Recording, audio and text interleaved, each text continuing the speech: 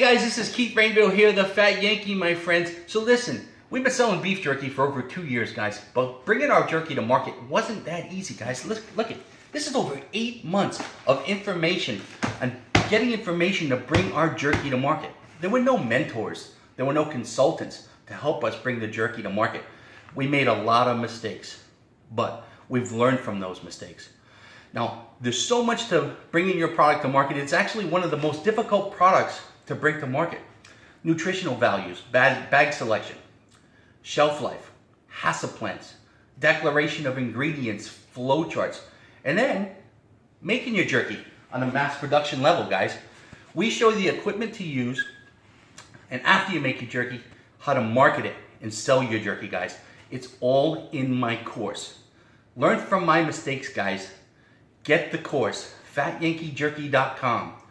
If you have any questions, don't be afraid to private message me, guys. Like the video, subscribe to the channel, bring your product to market, and start making money with your jerky.